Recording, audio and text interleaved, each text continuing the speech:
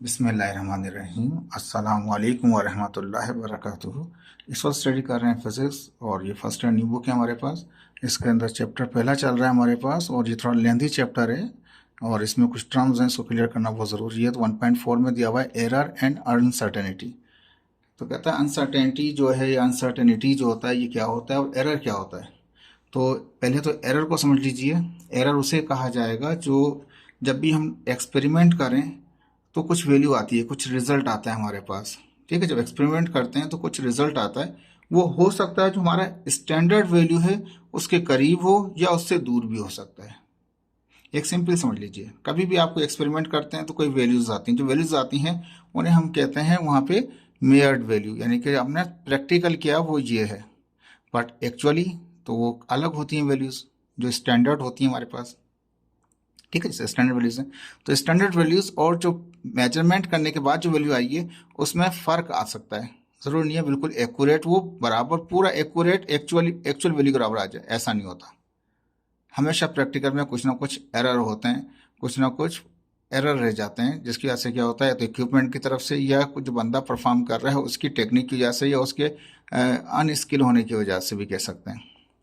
तो कहता है एरर अनसर्टेनिटी को लिए डिफाइन करने से पहले ये कि सबसे पहले आप समझें कोई प्रैक्टिकल करेंगे, जब भी कोई प्रैक्टिकल करेंगे तो कोई वैल्यू आएगी। वो वैल्यू हो सकता है आपकी जो एक्चुअल वैल्यू है उसके करीब भी हो सकती है, उससे दूर भी हो सकती है। अब जो प्रैक्टिकल किया और जो वैल्यू आई वो और एक्चुअल के दरमियान का जो फ़र्क है उसे हम बोलेंगे एरर। ठीक है, और इन दोनों ही के दरमियान में ज़ाहिर बात है दोनों का ताल्लुक एरर का और अनसर्टेनिटी का जो ताल्लुक है, अनसर्टेनिटी का जो ताल्लुक है वो दोनों का ताल्लुक प्रैक्टिकल से ही है। वैल्यू जो आई है प्रैक्टिकल की उस वैल्यू के साथ है टू द एक्चुअल वैल्यू जो स्टैंडर्ड वैल्यू थी। स्टैंडर्ड वैल्यू और इनके दरमियान में जितना फ़र्क होगा, इनके दरमियान का जो फ़र्क है डिफरेंस है वैल्यूज़ में, वो तो कहलाएगा एरर। लेकिन इनके दरमियान में जो स्टेट है कि भाई हम कह सकते हैं हमने प्रैक्टिकल किया लेकिन उसका वैल्यूज होती, फर्ज किया कि ये एक्चुअल वैल्यू 80 है, लेकिन हमने जब मेजरमेंट की तो वो कितनी आई हमारे पास, वो आ गई 70 आ गई हमारे पास। तो अब हम क्या बोलेंगे, डिफरेंस जो आएगा एरर जो आएगा कितना आएगा, वो हम 80 में से माइनस कर दें किसको, 70 को, तो 10 का एरर आ गया। ठीक है, 10 का एरर है। तो अनसर्टेनिटी क्या है या अनसर्टेनिटी क्या है, वो इनके दरमियान की चीज़ है कि यार हमने प्रैक्टिकल किया है, हो सकता है कि वो इतना परसेंट सही है या हो सकता है वो इतना हो, वो एक क्लियर नहीं है। एरर तो क्लियर है, एरर क्लियर होता है कि जी ये फ़र्क आ गया है, इसमें तो क्लियर ही नहीं होता अनसर्टेनिटी के अंदर हमारे पास। देखिए अनसर्टेनिटी है क्या चीज़, ये दो पोजीशन दिखाई है हमने यहाँ पे। ठीक है, मोमेंटम है हमारे पास, दो चीज़ें। ठीक है, एक चीज़ है पोजीशन, एक चीज़ है मोमेंटम। पोजीशन तो क्लियर है आपके पास कि किस पोजीशन के ऊपर, इसलिए मोमेंटम नहीं पता आपको। या तो ये कंडीशन है या फिर ये कंडीशन है कि जी पोजीशन और मोमेंटम का, यहाँ भी पोजीशन मोमेंटम को स्टडी कर रही हैं, यहाँ भी पोजीशन और मोमेंटम को स्टडी कर रहे हैं। मोमेंटम तो पता है, पोजीशन नहीं पता। एक वक्त में एक चीज़ पता है, एक चीज़ पता नहीं है, एक चीज़ पता है, एक चीज़ पता नहीं है। कहता है यू कैन नो पोजीशन और मोमेंटम एक्यूरेटली। दोनों पोजीशन और मोमेंटम में से फर्स्ट करने का एग्जाम्पल है, इनमें से या तो आपको पोजीशन पता होगी तो मोमेंटम नहीं पता होगा, जो भी पता होगा वो एक्यूरेट होगा, लेकिन दूसरा वाला नहीं पता होगा।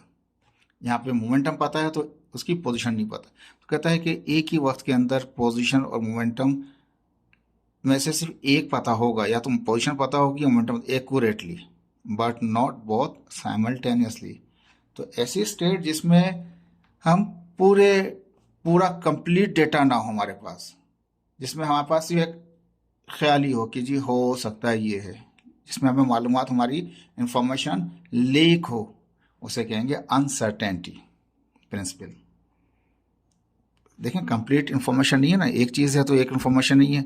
एक इन्फॉर्मेशन यहाँ पर केस ये है कि मोमेंटम नहीं था तो वहाँ पे मोमेंटम था तो पोजीशन नहीं थी, तो एक वक्त में दोनों चीज़ें नहीं होंगी, तो वो कहलाएगा अनसर्टेनिटी प्रिंसिपल हमारे पास। ठीक है, तो यानी कि क्लियर नहीं होगा हमारे पास कि एक्चुअल मालूमात कंप्लीट नहीं होती हैं, उसमें एस्टीमेट कर सकते हैं। सिर्फ आप अनसर्टेनिटी के अंदर आप क्या करते हैं, एस्टीमेट कर सकते हैं कि रेंज के दरमियान।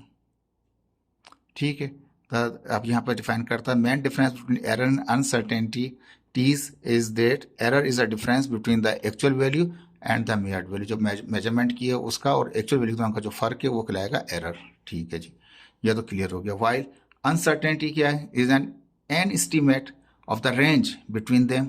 अब वो एस्टीमेशन है, हो सकता है जी एस्टीमेशन एग्जैक्ट नहीं होता, प्लस माइनस होती हैं चीज़ें, ज़्यादा भी हो सकती है जो आप बोल रहे हैं उसके, और करीब यानी कि एक्चुअल वैल्यू के वो करीब भी हो सकता है, वो एक्चुअल वैल्यू से दूर भी हो सकता है। लेकिन एरर में तो आप खड़े हैं एक पोजीशन के ऊपर, पता है आपको कितना डिफरेंस है। ठीक है, तो अभी कहता है चाहे एरर हो चाहे आपका अनसर्टेनिटी हो, कहता है representing the reliability of the measurement. ये रिप्रेजेंट करता है कि जो मेजरमेंट है वो कितना रिलायबल है आपका। एरर आ रहा है तो आप अंदाज़ा कर लें एरर थोड़ा है, मिनिमम एरर है, मिनिमम किस्म की अनसर्टेनिटी है, तो आप कहेंगे ओके रिलायबल समझ लिया जाएगा। अगर बहुत ज़्यादा फ़र्क आएगा तो वो रिलायबिलिटी उसकी इफ़ेक्ट करेगी, यानी कि रिलायबल नहीं रहेगा हमारे लिए। तो दोनों चीज़ें हमारे लिए वो रिलायबिलिटी डिफाइन करती हैं किसी मेजरमेंट को। ओके, अब कहता है अनसर्टेनिटी इन मेजरमेंट। एरर तो आपको क्लियर है, डिफरेंस निकाल लेते हैं पता चल जाता है। अनसर्टेनिटी को कैसे करेंगे, क्योंकि वो तो एक एस्टीमेशन है, क्या है वो एस्टीमेट है और वो डिफरेंस है, दोनों में फ़र्क है। एरर डिफरेंस में आएगा और अनसर्टेनिटी का में एस्टीमेट आएगी चीज़। ठीक है, बिटवीन टू पोजिशंस। अनसर्टेनिटी इन मेजरमेंट कहता है any experiment will have a number of measurement. कोई भी आप एक्सपेरिमेंट करते हैं तो उसको एक्सपेरिमेंट को बार बार परफॉर्म कर रहे हैं, बार बार परफॉर्म कर रहे हैं, नंबर ऑफ मेजरमेंट्स आ रही होती हैं, बार बार रीडिंग्स आ रही होती हैं उसके अंदर आपकी। आपको देखना होता है यार अभी क्या हमने, अभी इतना फ़र्क आ गया, अब फ़र्क क्या इतना आ गया, ये फ़र्क समझ में नहीं आ रहा कहाँ जा रहा है। ठीक है, तो उसको किस तरह कैलकुलेट करेंगे, तो कहता है and which will be made to certain degree of accuracy. जाहिर बात है जितना ज़्यादा एक्सपेरिमेंट करेंगे उसी हिसाब से उसकी एक्यूरेसी पता चलेगी कि हाँ भाई ये इतना इतना करीब आ गया, इसका मतलब इतना इतना तो है, पहले इतना दूर थी वैल्यूज़ अब एक्चुअल के इतना करीब करीब आ गई, इसका मतलब एक्यूरेसी आ रही है, सही काम कर रहा है। तो कहता है नंबर ऑफ एक्सपेरिमेंट करते हैं तो नंबर ऑफ रीडिंग्स आती हैं, और नंबर ऑफ रीडिंग्स ही डिफाइन करती हैं डिग्री ऑफ एक्यूरेसी को। ठीक है, there is always a degree of uncertainty.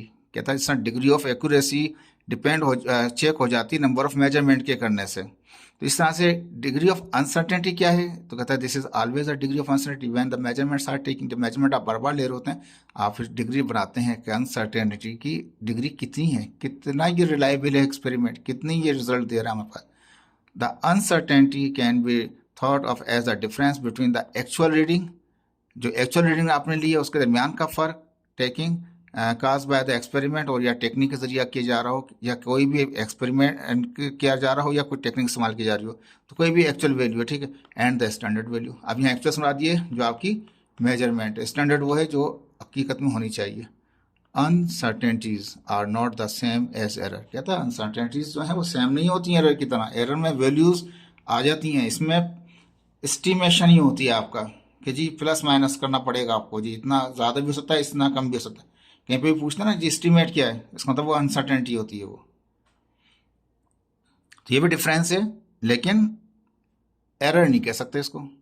Difference between दोनों में रीडिंग का ही फ़र्क है, लेकिन एक जो हम हमारे पास रीडिंग आ रही है वो वेरिंग है हमारे पास। ठीक है, क्लोज भी हो सकती है स्टैंडर्ड वैल्यू से, और वो फार भी हो सकती है, और प्लस माइनस रखना पड़ेगा उसमें। जहाँ प्लस माइनस रखेंगे डेट इज कॉल्ड अनसर्टेनिटी। ठीक है, अनसर्टेनिटी नाउ सेम नहीं होता है। Error can be because of the issues with equipment. एररों का ताल्लुक जो होता है ना वो इक्विपमेंट से होता है, या जो मैथडोलॉजी होती है, या जो टेक्नोलॉजी इस्तेमाल कर रहे होते हैं, या जो टेक्निक इस्तेमाल कर रहे होते हैं वो, और इक्विपमेंट का ताल्लुक होता है एरर के साथ।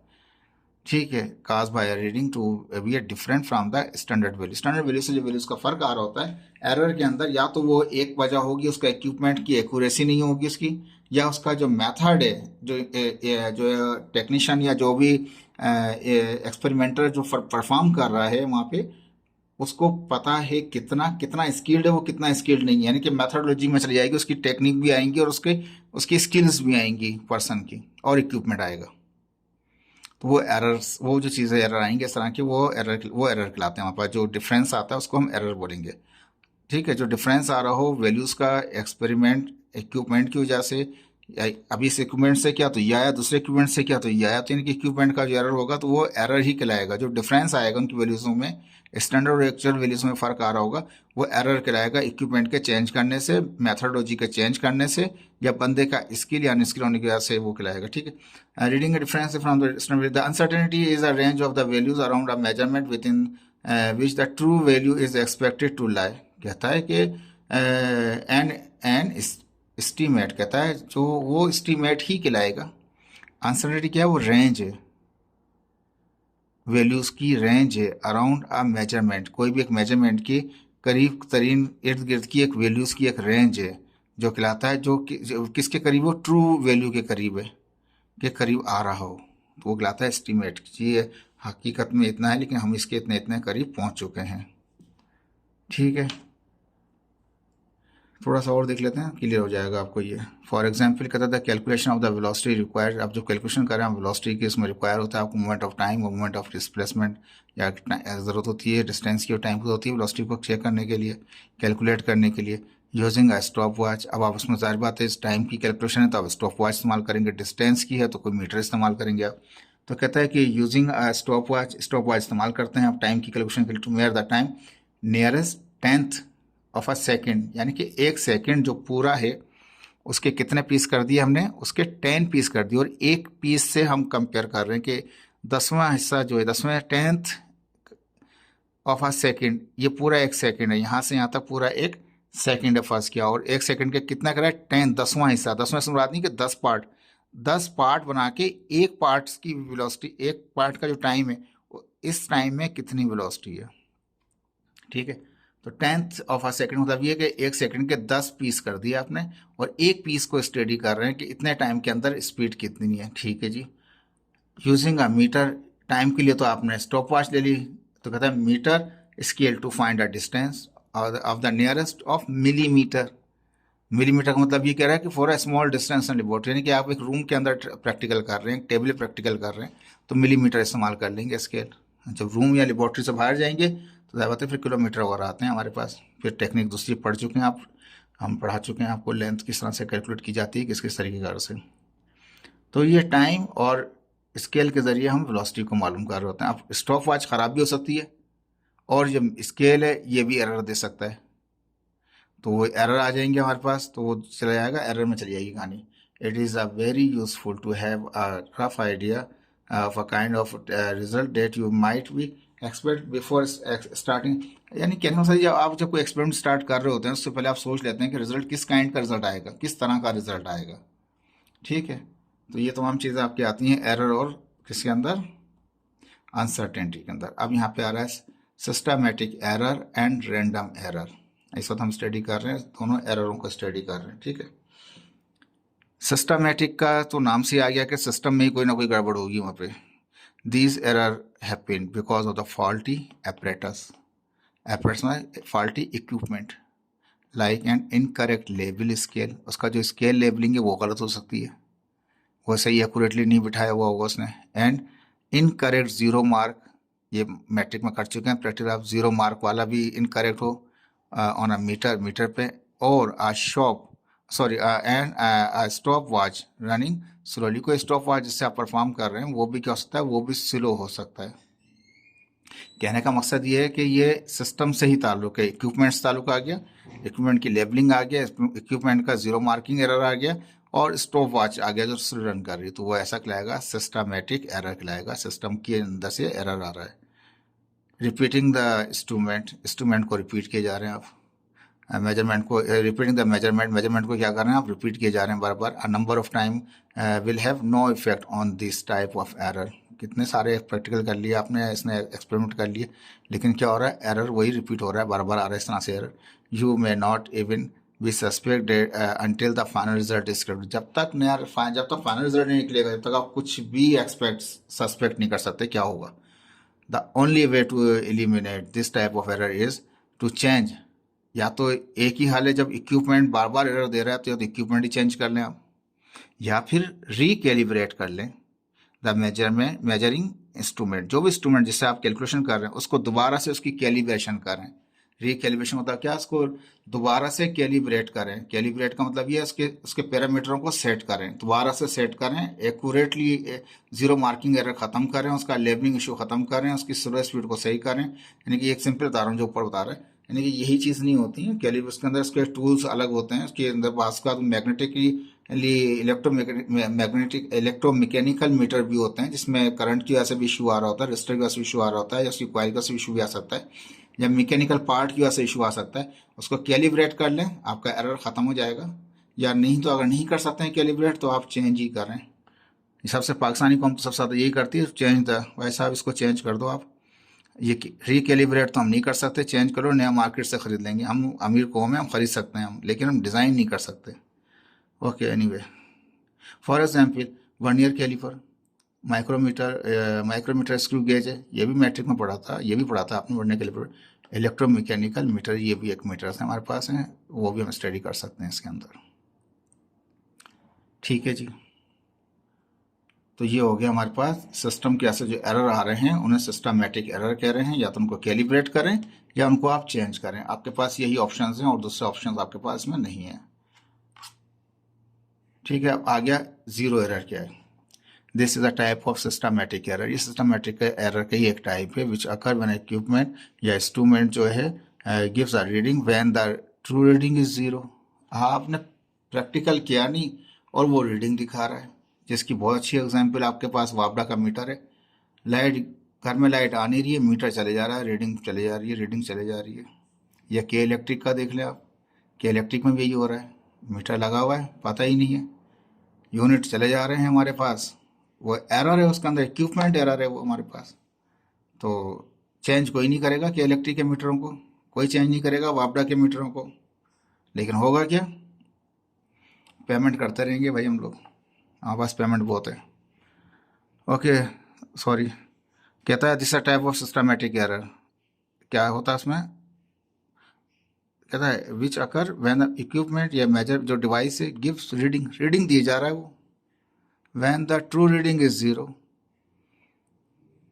हमने रीड ही नहीं किया, उसमें रीडिंग आई हुई है, it is called zero error. ऐसे एरर को जीरो एरर कहते हैं, ये मैट्रिक में पढ़ा था, दोबारा भी पढ़ रहे हैं। Such zero error happen in our course domain are vernier caliper, micrometer, screw gauge, जो स्क्रू गेज के जरिए भी चेक करते हैं, वर्नियर के जरिए चेक कर रहे होते हैं, वो भी एरर में जीरो एरर आ रहे होते हैं इसमें, which are to be use in laboratory, laboratory में इस्तेमाल कर रहे होते हैं, अभी दिखाएगा यहाँ पे। तो इंट्रोड्यूस अ फिक्स एरर, कहता है reading which must be corrected for the when the result are recorded, result record कर रहे हैं उसको फिर करेक्ट भी कर सकते हैं। ऐसा नहीं है कि ये एरर चलते रहेंगे, लेकिन इक्विपमेंट तो एरर दे रहा है, लेकिन आपको पता होना चाहिए। ठीक है, अब यहाँ पे ये मैट्रिक में आपने चेक किया था, अब यहाँ पे हम चेक करेंगे कि हम किस तरह से जो रीडिंग ले रहे हैं उस वक्त पहले क्या था।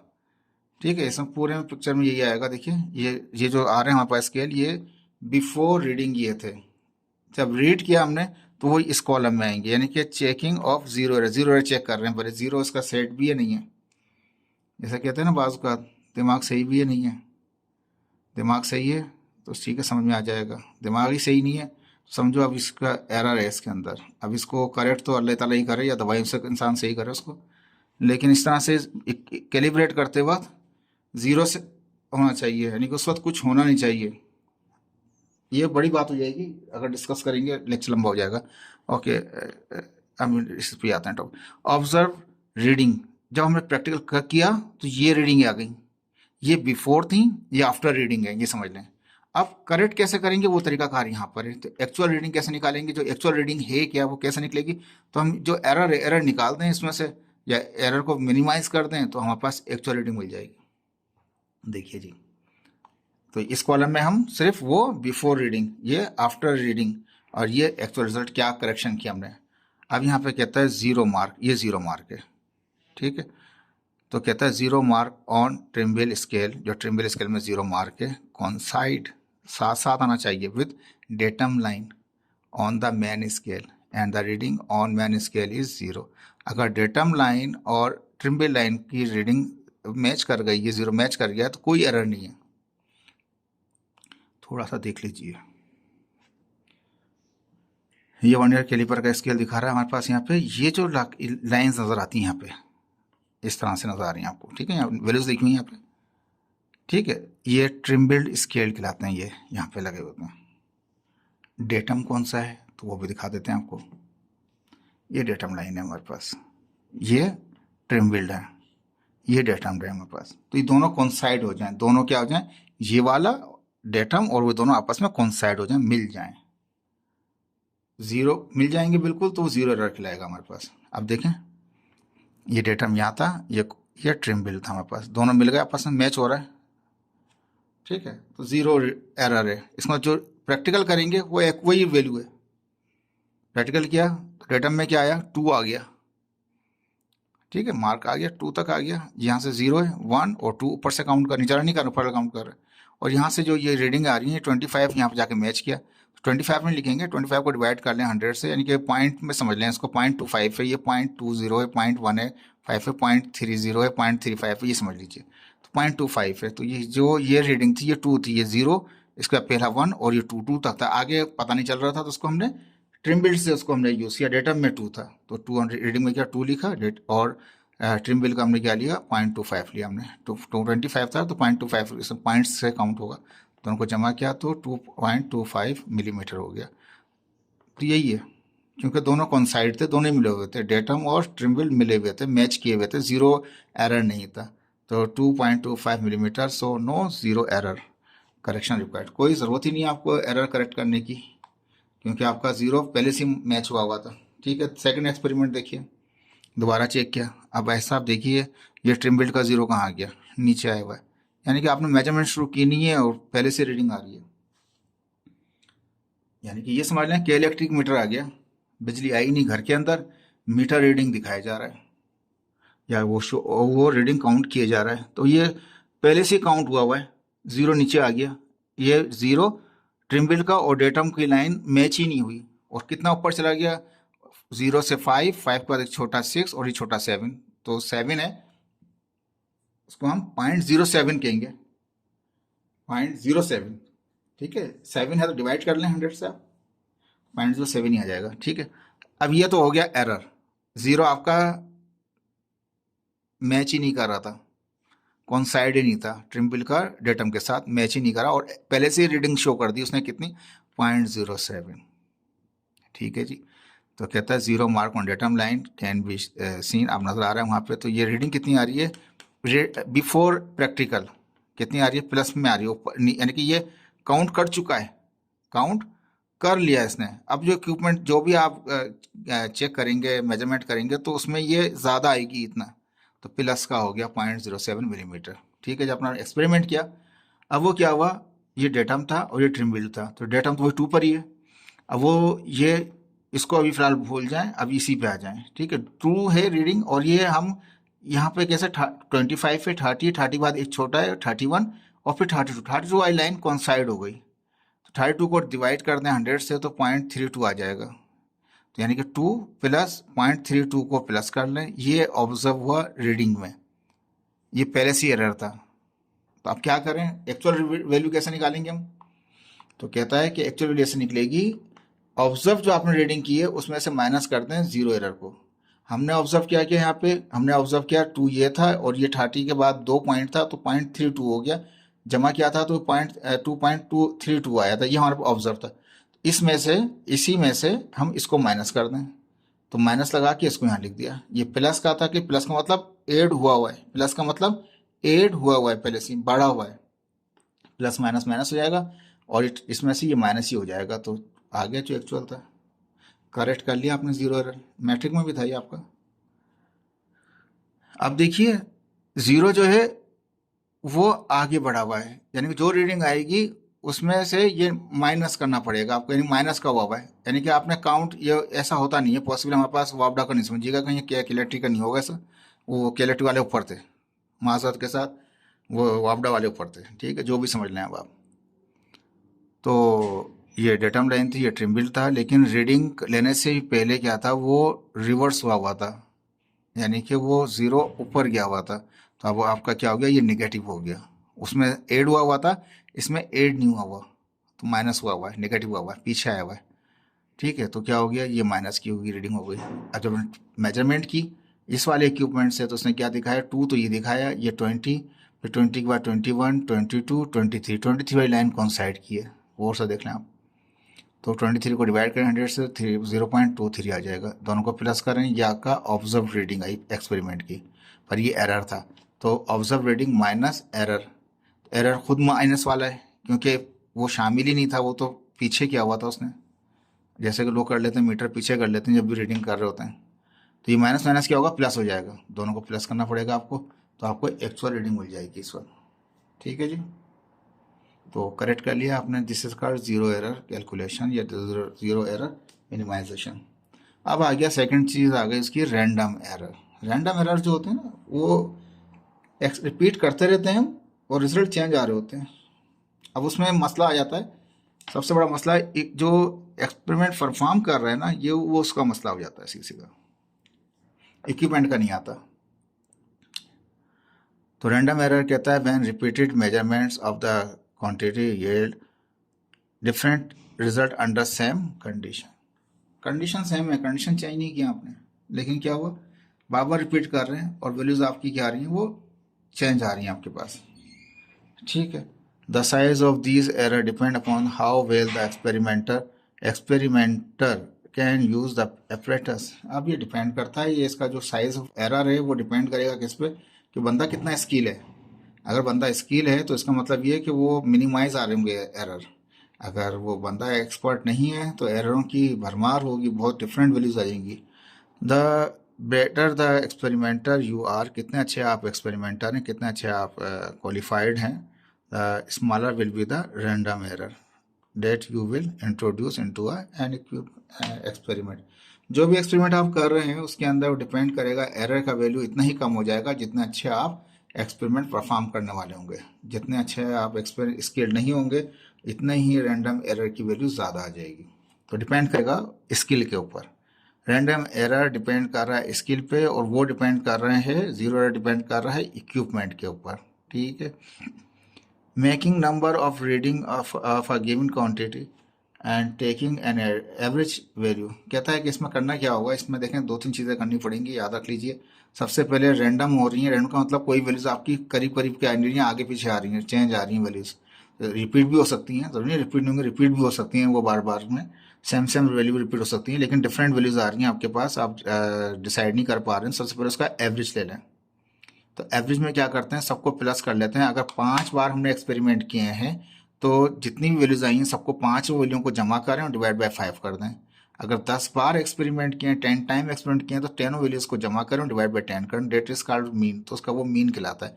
तो कहता है सबसे पहले तो आप क्या करें, making number of reading of a given quantity and take an average will minimise the error. जब आप क्या करेंगे, बहुत सारी रीडिंगों का एवरेज निकालेंगे तो क्या होगा, वो एरर मिनिमाइज हो जाएगा। ठीक है जी, the way we reduce random error, random error को रिड्यूस करने का, is to make many repeated experiment. बहुत सारे एक्सपेरिमेंट को रिपीट करना पड़ता है बार बार आपको। We can then take the mean of the set of the value as the best estimate of the true value. कहता है जो ट्रू वैल्यू है उसके बहुत ही करीब करीब क्या कहते हैं वैल्यूज आ जाती हैं इसके अंदर हमारे पास, लेकिन मीन लेना पड़ेगा। जितने भी एक्सपेरिमेंट किए हैं उसके सबका मीन निकाल लीजिए, तो वो ट्रू वैल्यू के करीब आएगा, एस्टीमेट ही होगा आपके पास। the estimate to estimate the uncertainty on this measurement। अब इस uncertainty किस measurement में क्या होगा, we can then give a range of value recorded, values record होंगी। और and the uncertainty, random uncertainty को निकालने का आसान तरीका ये, जब जितने भी एक्सपेरिमेंट किए हैं रैंडम आंसर देखें, मीन तो ये हो गया सिंपल, उसको सारी वैल्यू को जमा किया और जितने एक्सपेरिमेंट किए थे नंबर ऑफ एक्सपेरिमेंट्स डिवाइड कर दिया, वो तो मीन आ गया, उससे भी आपने मिनिमाइज कर लिया। सेकंड कहता है रैंडम अनसर्टेनिटी को निकालने का ये कि मैक्सिमम में से माइनस कर दें, सबसे बड़ी वैल्यू में से सबसे छोटी वैल्यू को माइनस करके डिवाइड बाई 2 कर दें, उनका एवरेज निकालना है आप यहाँ पे। ठीक है, एवरेज मीन निकाल लें, 2 वैल्यूज के दौरान का मैक्सिमम मिनिमम का, तो वो रैंडम अनसर्टेनिटी निकल आएगा। और अगर आपको परसेंट एरर चाहिए तो आपको यह करना पड़ेगा, जो भी अनसर्टेनिटी एरर आया आपका उसको डिवाइड कर दें मेजर्ड वैल्यूज के साथ में, डिवाइडेड कर दें, तो वो आपको एरर आ जाएगा कितना परसेंट उसका एरर होता है। ठीक है, ये 2 अभी आप बाकी हैं आपके, जैसे आगे देखते हैं एग्जाम में आता है, सॉरी ये जो आते हैं आपके क्या कहते हैं एक्सरसाइज में अगर आती हैं सवाल इस तरह के, तो हम वो भी सॉल्व करेंगे और दूसरा याद रख लीजिएगा, इस वक्त आपका जो स्टाइल है पेपर का बहुत चेंज आएगा, पहले से ही बता रहा हूँ मैं आपको। उसकी स्टडी, उसकी राइटिंग डिफरेंट होगी। प्रीवियस तरीक़ेकार का पेपर पैटर्न नहीं होगा, यानी पैटर्न तो वही होगा लेकिन उसका आंसर का जो जवाब देने का तरीक़ाकार है वो आपका चेंज होगा, क्योंकि वो आप ब्रिटिश तरीके से जाते जा रहे हैं, इंटरनेशनल तरीके में जाते जा रहे हैं, और इंटरनेशनल तरीके से किस तरह स्टडी किया जाता है वो आपको आएगा। मैं ज़रा चैप्टर ही क्लोज कर दूँ, उसके बाद फिर आपको समझाऊंगा कि किस तरीके से उसको हमें पेपर के लिए किस तरह राइटिंग करनी है, पेपर की राइटिंग किस तरह करनी है। ठीक है, तो ये थोड़ी बाकी है तो उसी में क्लियर करेंगे उसको। लेकिन ये फार्मूले फिर भी आपको दिखा दिए मैंने कि ये एरर, परसेंटेज एरर में इस तरह से निकाल सकते हैं आप। अभी एग्जाम्पल नहीं है उसकी, यहाँ पे एक एग्जाम्पल आ गया। यहाँ पे मैं ये बुक ने ज़रा इस तरीके से थोड़ा लंबा चौड़ा करके इसको सॉल्व किया है, मैंने इसको थोड़ा मिनिमाइज़ कर दिया है और आसान कोशिश की है करने की, वो आप देख लीजिए। लेकिन उससे पहले थोड़ा सा आपको दिखा देते हैं। यहाँ पे देखिए सिस्टमेटिक एरर किस तरह से होते हैं और रैंडम एरर किस तरह से होते हैं। ये हमारा टारगेट है, एक्चुअली ये है, लेकिन ये मेजरमेंट की तो ये आ गए। सिस्टमेटिक एरर में प्रिसाइज होता है, वो प्रिसाइज तो होगा लेकिन एक्यूरेट नहीं होगा। Systematic error not accurate but precise, may be precise, ये प्रिसाइज नहीं होगा लेकिन ये क्लोज होगा एक्यूरेट के। रैंडम एरर एक्यूरेट के क्लोज हो सकता है। देखें क्लोज कौन है, एक्चुअल वैल्यू के रैंडम एरर, ये एक्यूरेट नहीं है। सिस्टमेटिक एरर कभी भी आपका एक्यूरेट वैल्यू नहीं देगा, याद रखिएगा इसको। रैंडम एरर की और एग्जांपल देख लीजिए, ये स्केल है, यहाँ तक पहुँच गए आप, 21 2 3 4 5 25 तक है, और 26 लाइन कहाँ तक आ रही है, इन बिटवीन आ गई। आप बता दो, आप अनसर्टेनिटी आ गया, क्लियर ही नहीं है ना आपका, ना तो आप 25 पर हैं ना आप 26 पर हैं, बीच में आ गए। अनसर्टेनिटी, इस जैसे रैंडम एरर जो होता है वो अनसर्टेनिटी में ही निकल रहा होता है आपका। ठीक है, एक और चीज़ है अनसर्टेनिटी एंड द रिजोल्यूशन।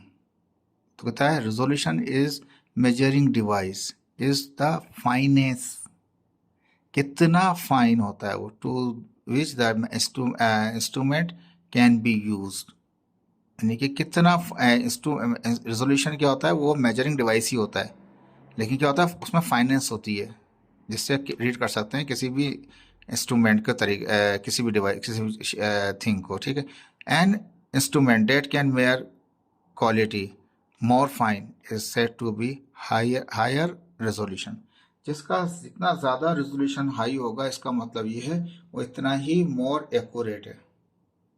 ठीक है, जब भी रेजोल्यूशन की बात आएगी, जितनी रेजोल्यूशन कहता है कि मोर फाइन होगा, जितना ज़्यादा वो फाइन होगा more fine more resolution, less fine less resolution. ठीक है, अनसर्टेनिटी का ताल्लुक क्या है, तो कहता है कि measurement is interval over the true value of the measurement device like to fall, it is equal to, ये जो बराबर होता है अनसर्टेनिटी में, किसना बराबर होता है, रेजोल्यूशन और अनसर्टेनिटी का ताल्लुक किस तरह से आता है, is equal to half of the range like the value, यानी कि जो रेजोल्यूशन की वैल्यू है उसको डिवाइड बाय 2 कर दें आप, हाफ इसको डिवाइड बाय 2 कर दें, अनसर्टेन निकल आएगा कि कितनी फाइनेस है उसकी। देखिए आ जाइए जो आपका सवाल है, बुक जो एग्जाम्पल दे रखा है, एग्जाम्पल 1.2 है, अंडरस्टैंडिंग द रैंडम अनसर्टेनिटी को डिफाइन करेंगे। ये पीडीएफ बनाया हुआ है इसलिए थोड़ा सा ऐसा आ रहा है। The length of a metal pipe, एक मेटल का एक पाइप है, is मेयर्ड and the length varies slightly for different measurement, बहुत सारी मेजरमेंट की हैं, उसकी लेंथ की जो वैल्यूज़ हैं वो वेरीज कर रही हैं। एक मेटल का पाइप था, उसकी लेंथ को मेजर करना चाहते हैं, ठीक है जी, मैं कर लीजिए। जब इस मेजरमेंट करते हैं तो लेंथ वेरीज कर जाती हैं, डिफरेंट वैल्यूज आ जाती हैं हमारे पास। ठीक है, किस तरह से, वो इस तरह से दिखाता है। जब पहली बार किया तो लेंथ कितनी है, ये पहले नंबर ऑफ मेजरमेंट्स हैं, नीचे क्या है हमारे पास है, ये ऊपर काउंट है और नीचे क्या लेंथ है। 100.6 सेंटीमीटर आया पहले बार, दूसरी बार 100.3, तीसरी बार 100.2 आया, फिर चौथी बार में 100.2 आया, पांचवी बार में क्या आ गया 100.1 आ गया, रैंडम हो गया, एक फिक्स नहीं रहा। ठीक है, अब करना क्या है, अगर कोई सवाल है इस तरह से जिसमें कि हमारा काउंट दे रखे हैं और वैल्यूज दे रखी हैं, तो पहले सबसे पहले हमने पढ़ा था कि मीन निकाल लीजिए। तो कहता है find the mean length of the pipe, pipe की मीन लेंथ आइए, ठीक है, वो निकाल लेंगे, सबको प्लस करेंगे, सारे वैल्यूज को डिवाइड बाई, टोटल कितना 5 है तो 5 से डिवाइड कर देंगे, मीन आ जाएगा। Find the uncertainty in the length of the pipe due to its length changes. आप बताइए कि रैंडम अनसर्टेनिटी क्या है। तो रैंडम अनसर्टेनिटी क्या करते हैं, जो मैक्सिमम वैल्यू है और उसमें से माइनस कर देते हैं मिनिमम वैल्यू को। तो मैक्सिमम यहाँ पे जो नजर आ रहा है 100.6 आ रहा है, और मिनिमम कहाँ तक आ रहा है 3 2 ये 1 तक आ रहा है। यानी कि ये ऐसे नहीं कि ये स्टार्ट वो एंड, ये स्टार्ट एंड का नहीं है, ये वैल्यूज को कैलकुलेट कर रहे हैं। तो ये 100.6 सबसे ज़्यादा बड़ी है, और 100 पॉइंट ये 1 जो है उस बीच में भी आ सकता था, वो सबसे छोटा है। दोनों इसमें से उसको माइनस करें और डिवाइड बाई 2 कर दें, तो रैंडम अनसर्टेनिटी निकल आएगा। ठीक है जी। तो कहता है कि पहली बार में कहता है मीन लेंथ बताइए, इसकी मीन लेंथ क्या है, तो सबको मीन निकाल लेंगे, उसका एवरेज निकाल लेंगे। दूसरे में कहता है फाइंड द अनसर्टेनिटी लेंथ की बताइए क्या है, ड्यू टू इट्स लेंथ की चेंजेस की वजह से। तो ज़्यादा लेंथ चेंज हो रही, तो अनसर्टेनिटी रैंडमली चेंज हो रहे हैं, तो रैंडम अनसर्टेनिटी निकलेगा इसका। तो मैक्सिमम में से मिनिमम माइनस करके डिवाइड बाई 2 कर देंगे। ठीक है। The pipe length are measure to be resolution, यानी कि फाइन। अब पाइप लेंथ जो है मेजर किया हमने किससे, 0.1 सेंटीमीटर फैक्टर से, यानी कि जो रेजोल्यूशन किया हमने उसका कितना आया, वो 0.1 सेंटीमीटर आ गया। ठीक है। जितना ज़्यादा आएगा ये, इतना ही ज़्यादा एक्यूरेट वैल्यू होगी। जितना रेजोल्यूशन कम आएगा इतनी ही लेस एक्यूरेशन होगी, याद रखिएगा। Is the uncertainty in the pipe length, अब ये सवाल कर रहा है, पहले कह रहा है लेंथ पाइप की जो है रेजोल्यूशन जो है वो इतना आ रहा है।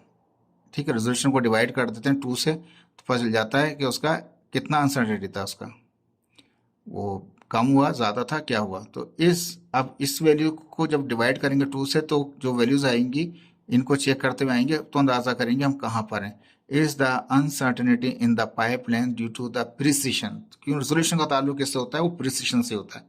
प्रीसाइज किस्म का रिजल्ट निकालता है resolution of the measurement greater than, या तो वो ज़्यादा होगा, लेस देन, और या इक्वल टू द अनसर्टेनिटी के साथ, या तो वो कम होगा या बराबर होगा या ज़्यादा होगा, इक्वल होगा। ठीक है। ड्यू द चेंज, आप चेक करके देंगे, तो दोनों वैल्यूज को कंपेयर करेंगे तो अंदाजा हो जाएगा। इस पार्ट को थोड़ा भी आगे समझाते हैं। पहले पार्ट में उसने कहा था, क्या मालूम करने कहा था आपको, मीन मालूम कीजिए। ठीक है जी। According to question, mean length of a pipe क्या होगा, sum of the measurement divide by number of measurement. Sum of measurement क्या है, पहली रीडिंग क्या थी, दूसरी रीडिंग, तीसरी, चौथी, पांचवी, पांचों को प्लस करें। मैंने ब्रैकेट कर दिया ताकि आपको याद समझ में आ जाए, बुक की तरह मुश्किल ना लगे कि कहाँ से नंबर्स आ गए। ये 5 रीडिंगें थी उसकी, पांचों को प्लस किया, डिवाइड बाय टोटल कितने 5 हैं, तो 5 से डिवाइड करते हैं। अगर 3 वैल्यूज होती हैं तो 3 से डिवाइड करते हैं।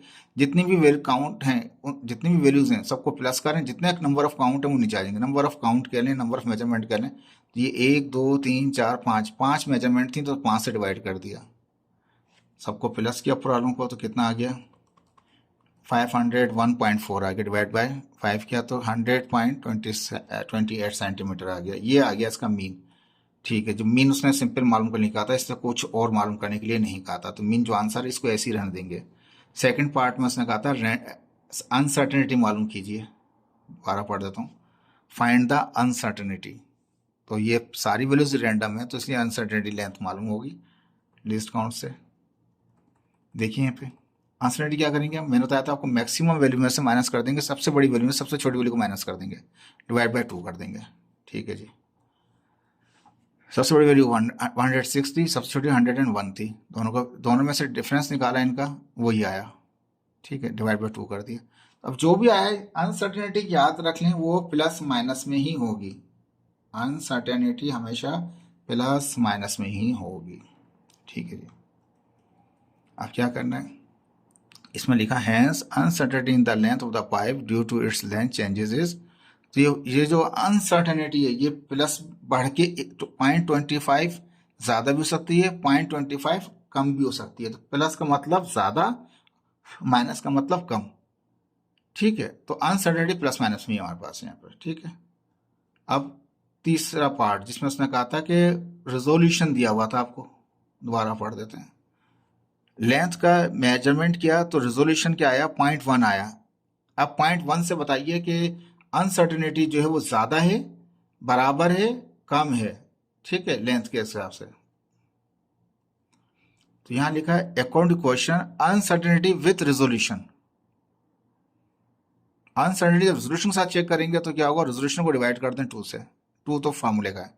रेजोल्यूशन जो वैल्यू हमारे पास 0.1 है, बुक में एग्जाम में 0.5 कर सकता है, 0.25 भी कर सकता है, कुछ भी कर सकता है, जो भी करेगा डिवाइड कर देंगे तो वो एक वैल्यू आ गया हमारे पास 0.05। अब गौर से देखें ऊपर जो क्या वो कितना है 0.25 यानी 25.5 सेंटीमीटर फाइनेंस आ गई तो एरर भी कम हो गया आपका। कहता है hence random uncertainty is, random जो ऊपर निकाला था हमने वो प्लस माइनस में था 0.25 centimetre and the uncertainty with the resolution. अब रेजोल्यूशन के साथ यानी कि रेजोल्यूशन मतलब आपने इक्विपमेंट को फाइनेंस के जरिए चेक किया तो अनसर्टेनिटी अब कम हो गया आपका। So the uncertainty with the resolution is less than the random, random error जो था उससे ये कम आ गया हमारे पास। जितना फाइनेंस होगा इक्विपमेंट, याद रखिए इतनी ही अच्छी एक्यूरेसी आएगी आपकी, प्रिसाइज रिजल्ट आ जाएगा आपके पास। ठीक है, देखें ये आपका टॉपिक हो गया। इसके बाद में ये भी करवाना चाह रहा था लेकिन ये फिर एकदम से लंबा हो जाएगा, ये तो आपका लीनियर लेंथ के अंदर था, अब स्फेरिकल में आ जाएगा आपके पास। ठीक है, स्क्रू गेज में स्फेयर के हवाले से आएगा, तो ये नेक्स्ट लेक्चर आपका तैयार करेंगे, ये हम कोशिश करेंगे कि इसको ईजी कर लें ताकि आपको आसानी से ये समझ में आ जाए। थोड़ा सा ये रीडिंग्स वाइज है, होपफुल कि अभी तक जो पढ़ा है वो आपको समझ में आना चाहिए और समझ में आ भी रहा होगा, तो इसमें थोड़ा टाइम लगेगा आपको। तो ये बस ये आपको लेक्चर जैसे आएगा इसको भी कीजिएगा, इसमें एक असेसमेंट भी है तो वो भी कीजिएगा। ओके, होपफुल आपको समझ में आ रहा होगा। अल्लाह हाफिज़।